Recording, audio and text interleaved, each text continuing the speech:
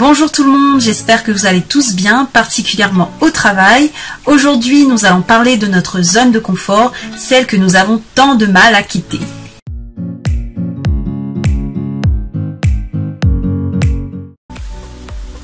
La zone de confort, qu'est-ce que c'est ? Eh bien, cette zone représente l'environnement où nous nous sentons le plus en sécurité. Il ne s'agit pas à proprement parler de quelque chose de physique dont la délimitation peut être matérialisée, mais plutôt un périmètre que nous traçons dans lequel nous gardons près de nous nos habitudes, nos croyances, nos expériences, afin de dresser des barrières entre ce que nous connaissons déjà et l'inconnu.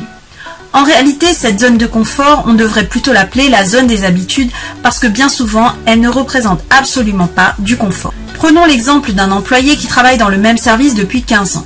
Et depuis 15 ans, il fait la même chose. Son poste n'évolue que très peu, ses missions sont assez statiques. Son travail l'ennuie, il n'apprend plus rien depuis longtemps, mais il a peur de se lancer dans un nouveau défi parce qu'il est reconnu pour ce qu'il fait et en allant vers quelque chose de nouveau, il n'aura aucune légitimité, devra recommencer presque à zéro et prendre le risque de perdre le piédestal sur lequel il se tient. À terme, cela va lui nuire car il ne prendra plus plaisir à venir au travail, ce qui finira par se ressentir dans son manque de motivation et dégradera son image. Second exemple plus dramatique, d'un salarié dont le service a réduit de moitié en un an. Il est en surcharge de travail régulièrement, il est donc soumis à une pression et un stress quotidien. Il se dit chaque jour qu'il devrait changer d'entreprise car sa direction ne veut pas entendre raison, mais la peur de se retrouver à nouveau sur le marché de l'emploi l'empêche de se lancer. Peu à peu, son stress va l'emmener à enchaîner des arrêts maladie pour aboutir à un burn-out. Dernier exemple d'un salarié qui se fait harceler par son supérieur et qui n'ose pas le dénoncer par peur des représailles. Ses collègues qui le soutenaient fortement au début se lassent peu à peu de son attitude, considérant que s'il ne réagit pas, eux n'ont plus de raison de s'en faire également. Le salarié se retrouve alors de plus en plus seul et finit par faire une dépression. Pourquoi de tels comportements ? Tout simplement parce que cette zone nous donne l'impression de sécurité. A priori, quand on reproduit ce qu'on connaît déjà, on a plus de chances d'éviter l'échec et pour le coup, l'échec, l'homme, ce n'est pas quelque chose qu'il apprécie tellement.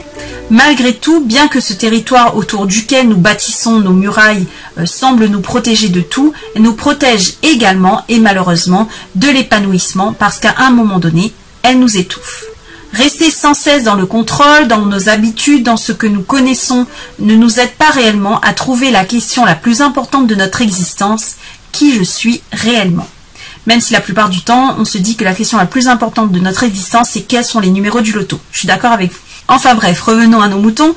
Tout ceci signifie que notre zone de confort nuit à notre apprentissage et à notre évolution. On répète souvent que l'être humain n'est pas de nature à aimer le changement. Pourtant, ça semble paradoxal lorsque l'on observe l'évolution qu'a connue l'humanité. Si l'homme n'était pas sorti de sa zone de confort, l'espèce aurait tout simplement disparu. De même pour les entreprises, car une entreprise qui n'évolue pas est amenée à s'éteindre. Parfois, on subit une situation parce qu'on a peur du changement, peur d'échouer, peur du manque financier, peur du regard des autres, et c'est en partie dans cet état d'esprit que l'on grandit.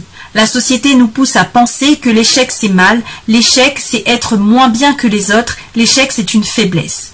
En réalité, l'échec c'est apprendre. L'échec c'est le mérite d'avoir essayé.